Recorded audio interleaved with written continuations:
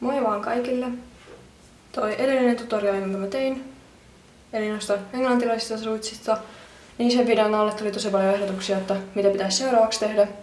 Niin paljon ehdotettu oli, että pitäisi tehdä kuolaintutoriaali. Niin mä ajattelin, että mä tekisin nyt teille vähän tällaisen laajemman kuolaintutoriaalin. Eli mä näytän ihan perusnivelkuolaimet, sit mä näytän periaatteet, miten tehdään muita erikoisempia kuolaimia, tai ainakin sen periaatteen. Ja sen lisäksi mä näytän myös, miten tehdään kuolaintutit. Mutta joo, se mitä sä tarvitset nyt tällaisen perusnivelkuolainten tekemiseen, niin voit käyttää valmiita kuolainrenkaita. Mulla on varastossa tällaisia valmiita rinkuloita, eli ne on ihan paksusta rautalangasta tehtyjä ja ne on päällysetty sitten alumiiniteipillä. Eli kuolaimia varten sä tarvitset paksumpaa rautalankaa. Mulla nyt on tällaista mustahopeista tässä. Eli tästä tulee itse asiassa kuolainrengas tässä paksummasta. Sitten sä tarvitset ohuempaa rautalankaa. Mulla on tästä vihreätä. Eli tällaista ihan ohutta, tämän paksuudella nyt ei ole niinkään väliä. Ja tästä tehdään sitten se suuosa. Ja no sit sä tarvit leikkuupihdit, nyt millä sä leikkaat tuota rautalankaa. Ja sit sä tarvit jonkun, minkä ympärillä sä niinku kieputat ton kuolainrinkulan. Mä käytän yleensä tällaista paksua lankarullaa. Eli mä niinku pyöritän sen tähän ympärille, jotta mä saan pyöreän muodon. Mut sä voit tehdä se vapaalla kädellä tai sitten käyttää jotain muuta pyöreätä asiaa siihen, minkä avulla sä teet niinku sen kuolainrenkulan sitten. Sitten sä tarvit kuolainten päällystämisen alumiiniteippiä. Tätä pitäisi löytyä ihan isoista marketeista, eli Prisma, Gold City Market. Ja sitten esimerkiksi Glasslussonilta, ja varmasti jostain netistäkin löytyy. Niin tosiaan alumiiniteippejä ja sitten sä tarvit siihen sakset. Ja siis mä nyt käytän 2 eri kokoisia pihtejä, mutta ihan hyvin voitte käyttää vain yhden kokoista, että sillä nyt ei ole mitään merkitystä, mutta mä itse koen, että mun on mukavampi tehdä ne silleen. Eli tehdään nyt ensin ne kuolainrenkaat, eli mitkä tulee niinku heipan suupieliin tähän. Ja mä tosiaan käytän tätä lankarullaa ja pyöräytän sen tähän näin ympärille. Katon, että siitä tulee pyöreä ja se on suorassa tolleen. Näin. Ja sit mä leikkaan sen. Mä en niinku jätä tätä silleen kaksinkerroin, että mä leikkaan sen periaatteessa auki tosta kohtaa. Eli että se on periaatteessa tällainen niinku avoin rengas. Sitten mä laitan nää päät tolleen hyvin yhteen. Ja tää nyt on ihan vapaaehtoinen vaihe. Mutta mä tykkään henkilökohtaisesti laittaa just tähän kohtaan, mistä on niinku periaatteessa auki, niin mä tykkään laittaa varmuuden vuoksi palan ilmastointiteippiä, että se pysyy sit niinku paremmin kasassa. Kyllä se ihan tuolla alumiiniteipilläkin pysyy, mutta mä haluan justiin varmistaa sen tälleen. Eli pyöräytän ihan ohuen kerroksen tähän. Sitten mä pyöräytän tästä ton toisenkin kuolainrinkulan tälleen. Ja siis ihan hyvin tässä kuolainrenkaimella pystyy käyttämään jotain A-rinkulaa tai avainrinkulaa. Eli mä oon joskus käyttänyt niitä isoimpia avainrenkaita, koska ne normikokoiset on vähän liian pieniä mun mielestä. Mutta mä itse tykkään käyttää niitä sitten muihin, että mä vähän säästelen niitä. Niin teen sen takia ite nää kuolainrinkulatkin. Eli tässä on nyt nämä molemmat kuolainrinkulat. Sitten seuraava vaihe on, että päällystetään nämä kuolainrinkulat. Eli sulla on nyt tässä joko ne avainrenkaat, joista sä teet kuolaimen, tai sit sä oot ite tehnyt nämä rinkulat rautalangasta. Ja sitten otetaan tätä alumiiniteippiä. Ja sitten vaan tosiaan pyöritetään tää alumiiniteippi tähän ympärille. Ja siksi mä laitan hirveän pitkää pätkää, kun jos sä laitat pitkästi tai yrität pyörittää periaatteessa pitemmän matkan, niin mun mielestä se menee sille enemmän jotenkin ryppyyn ja se ei näytä niin nätiltä. Ja sen takia mä päällystän tälleen. Mä laitan tällaisia ohuempia, lyhyempiä pätkiä tähän. Ja sit just tälleen sormella tasaan, että se menee niinku kunnolla tuohon ympäri, ettei sinne jää niinku löysää kohtaa. Ja sit tosiaan päällystetään tää koko rinkula ja samaten sitten toi toinen. Tässä meillä nyt olisi nämä molemmat kuolainrinkulat. Ja sit lähdetään tekemään tuo suuosaa. Eli tän nyt voi tehdä monella tapaa.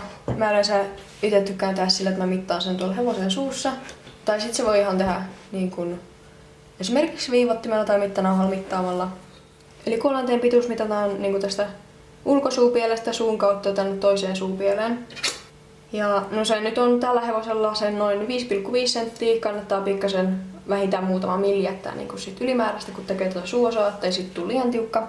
Niin kuin mä teen nyt tässä pöydällä tätä, niin mä teen sen nyt silleen, että mä mittaan tällä viivottimella. Eli näistä tulee nyt nivelkuolaimet, eli se suos on kaksiosainen ja se pääsee niinku sillä taittumaan, mutta voi ihan tehdä niinku suoran suosan, jolloin sit se kuolain ei pääse niinku periaatteessa taittumaan siellä, siinä ei ole sitä nivelosaa. Mä teen yleensä silleen, että mä laitan tän nämä niinku molemmat nivelosat silleen kaksinkerroin, niin siitä tulee vähän paksumpi. Ja mä tykkään vähän jättää tähän varaa. Mä teen tästä nyt niinku noin 6 senttiä pitkän. Sitähän saa aina lyhennettyä sitten. Eli teen 2 tällaista lenkkiä. Sitten mä otan nämä rinkulat täältä. Eli mä yleensä laitan niinku tällainen ja sitten taitan tää keskiosan niinku yhteen. Eli mä laitan näihin keskiosiin nyt ensin alumiiniteippiä. Eli tähän keskitaitokseen, kun se tulee tuonne kuolainrenkaan ulkopuolelle. Eli tässä keskellä on nyt jonkin verran alumiiniteippiä. Sitten mä otan toisen kuolainrinkulan täältä. Ja laitan sen niinku tosta läpi, taitan sen tähän ympärille. Tolleen. Eli se pääsee tässä niinku kääntyilemään. Tätä taitosta ei kannata niinku painaa liian tiukaksi, koska sit just se hankaloittaa, että tää ei niinku pääse kääntymään täällä. Ja sittenhän tähän toiselle puolelle sama juttu, eli vähän alumiiniteippiä tuohon. Joo, tässä on nyt tää toinenkin. Laitetaan se tähän toiseen rinkulaan. Sitten vielä ennen kuin mä mittaan tätä enemmän, mä laitan tähän alumiiniteippiä. Eli tälleen. Mä jätän tähän tällaisen pienen, että tää kuolainrinkula pääsee liikkumaan, niin kuin pyörimään tässä. Ja sitten kääntymään ja vähän liikkumaan niin kuin näinkin päin. Sitten tähän toiselle puolelle sama juttu. Nyt meillä on tässä nämä molempien puolien kuolainrinkulat. Pääsee tässä liikkuun tälleen. Ja mä näytän nyt samalla, miten tehdään tosiaan noi tutit. Koska sitäkin on paljon kysytty, että miten ja mistä mä teen. Elikkä mä käytän kuolaintutteihin materiaalin onnestaista softista. Eli tää on tästä pikkasen, miksiköhän tätä nyt voisi sanoa, vähän niinku vaahtomuovin tapasta, tällaista pehmosta. Niin mulla on tällaisia erivärisiä softislevyjä. Ja mä ajattelin, että tehtäisiin tähän nyt siniset tutit. Eli mulla on tässä toiset tällaiset kuolainrinkulat. Niin mä käytän niitä nyt tähän mallina. Niin mä painan vähän tähän kuviot, että mä tiedän suunnilleen kuinka ison leikata. Siitähän kannattaa tehdä pikkasen isompi kuin mitä toi niinku itse kuolainrengas sitten on. Ja jätetään tolleen vähän. Tähän nyt pystyy painamaan jollain vaikka lankaruulla tai jotain tolleen, että siihen jää ihan pikkasen kuin jälkeen. Ja sit vaan leikataan tästä. Eli periaate on se, että sä leikkaat niinku pyöreät palat tästä softiksesta. Ja itse mä tykkään justiin painaa jollain pyöreällä tuohon niinku jäljet, että mun on helpompi leikata ympyrä. Tosiaan leikkaa vähän isommat, mitä noi jäljet nyt tossa on. Sellainen tossa ja sitten vähän pyöristellään. Noin, siinä olisi nyt yksi. Ja siis kuolaintutithan ei ole mikään pakollinen. Ja niiden tarkoitushan on siis oikein hevosilla, no miksei pareillakin niin estää, että se kuolain ei liiku siellä hevosen suussa niin kuin sivusuunnassa. Ja toisaalta se vähän niin kuin toimii myös pehmusteena. Jos ajatellaan, että toi kuolainrinkula on niin kuin metallinen, niin sit se on vähän niin kuin semmonen pehmuste kans. Näin, tässä olisi tosiaan nyt leikattuna molemmat tutit. Ja jos mä näytän nyt tämän kuolaimen kanssa, niin se on tosiaan isompi kuin tää kuolainrinkula. Mä ite en tykkää tehdä sille ihan hirveän valtavia tutteja. Et se tulee vaan niinku pari milliä tästä kuolainrinkulan ulkopuolelle. Ja tosiaan toi kuolain tulee niinku tästä keskeltä läpi. Eli tähän keskelle tehdään nyt reikä. Mä nyt teen eka sen tällä rautalangan päällä vähän. Ja tää on sitten taas makukysymys, että millä tuon reijän tykkää tehdä. Sen pystyy ihan tehdä saksilla. Mut mulla on tällaiset reiityspihdit. Niin mä teen nyt näillä sen reijän. Eli ihan tuon keskelle läpi menevä reikä. Tolleen. Ja sitten tähän toiseen sama. Näin, siinäkin on reikä. Ja siis esimerkiksi ihan saksilla pystyy vaan tehdä niinku 2 viiltoa tähän, että siihen tulee ikään kuin rasti. Ja sitten otetaan nämä kuolaimet täältä. Ja sitten pujotetaan toiselle puolelle toinen rengas. Tälleen. Ja sitten toinen toiselle puolelle. Näin. Ja tosiaan tuo hevosen suu oli nyt se noin 5,5 senttiä. Elikkä sanotaan, että mä teen nyt noin 6 senttiä pitkän suuosan, jotta se ei ole sitten liian tiukka. Elikkä yhdestä puolesta tulisi noin 3 senttiä. Niin vähän mitataan nyt sitten tässä. Eli suunnilleen jostain tosta tulisi taitos. Sitten mä vähän lyhennän tätä ylimääräistä pois tästä. Ja sitten mä mittaan tämän mukaan nyt vähän tälleen summissa. Noin, ja lyhennetään tämäkin. Sitten kun noin on lyhennetty sillä, että ne ei ole liian pitkät, niin laitetaan noihin päihin taas alumiiniteippiä. Noin, ja sitten toinen puoli. Noin, eli nyt olisi nämä suosat päällystetty tästä. Ja sitten mä mittaan ihan tuossa hevosen suussa nyt, että kuinka pitkä siitä pitää tulla. Eli mun mielestä just hevosen suussa saa aina varmemman kuin sitten tollei pelkästään jollain mittanauhalla tai viivottimella mittaamalla. Eli mä laitan nyt nämä suosat tänne suuhun. Katon, että se jää silleen mukavasti, ettei ole ihan liian kireellä. Tosta noin. Sitten taitetaan siihen. Tehdään tosiaan taitos. Näin, ja laitan vähän näitä nyt yhteen. Tälleen. Ja sitten mä vielä testaan sitä, että onhan varmasti oikea pituus. Ja se on hyvä pituus siinä. Sitten otan nämä mun vääntöpihdit täältä. Ja painan nämä tuolle yhteen. Mutta taas muistaa jättää tähän tällaiset pienet lenkit, jotta tää niinku pääsee tällä kääntymään vähän kaikkiin suuntiin. Laitetaan teipit tähän näiden päälle. Ja tässähän nyt voi laittaa niin paksusti tätä teippiä kuin haluaa, että tällä niinku saa niihin kuolaimiin vielä paksuutta. Nyt olisi tosiaan nämä kuolaimet tässä valmiina. Ja sitten laitetaan ne hepan suuhun. Ja tältä ne nyt sitten niin näyttäisi sivulta. Sitten jos tehtäisiin suitsia, niin tästä lähtisi poskihihnat ja ohjat tulisi tähän kiinni. Siinä nyt meillä olisi tosiaan noin kuolaimet. Eli tällä tosiaan tehdään perusnivelkuolaimet ja samaten kuolaintutit. Ja tosiaan kaikkien muidenkin kuolainten peruste on tosiaan se, että tehdään niin nämä kaksi sivuosaa, eli tässä tapauksessa toi rinkula ja sitten toi suuosa tonne. Siinä on tosiaan nämä perusnivelet. Seuraavaksi mä näytän teille vähän monimutkaisemmat kuolaimet. No joo, sit mä näytän teille, että miten tehtäisiin esimerkiksi pessoa-kuolaimet tai vaikka olympialaiset.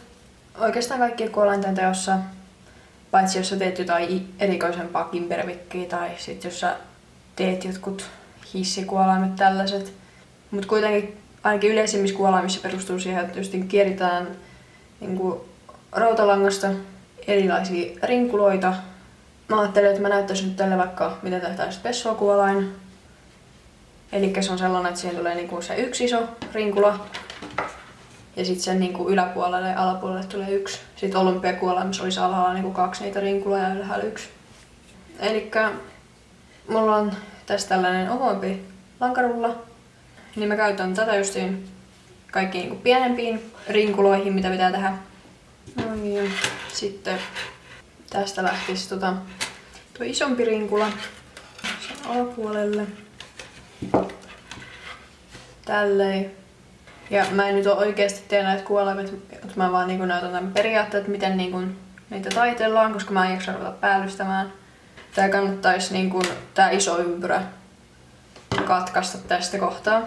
Ja sitten erikseen tänne alle tän toisen pienen ympyrän, että ei niinku laita kaksin kerran tätä rautalankaa tästä, koska sit siitä tulee paksumpi.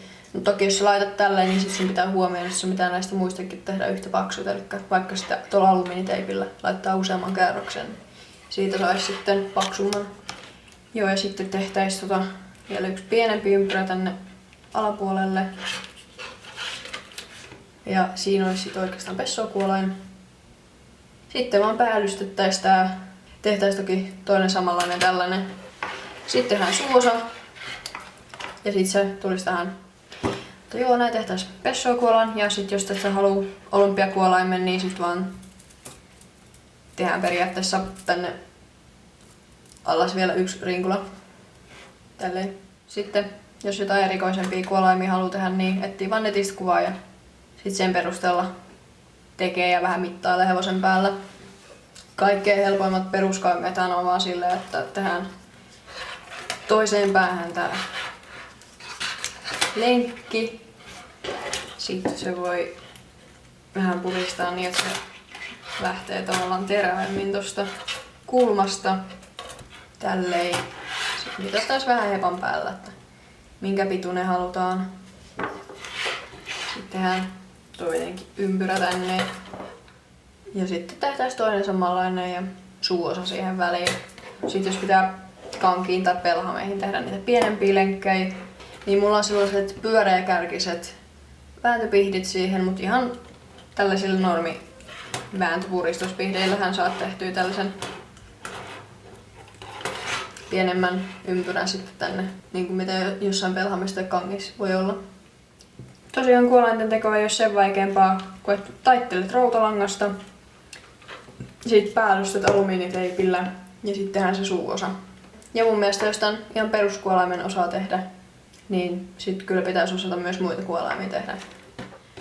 Mulla on tässä nyt noiden lisäksi 2 valmiit myyntikuolaimet, niin mä voisin vähän näistä nyt selittää, näyttää näitä periaatteita.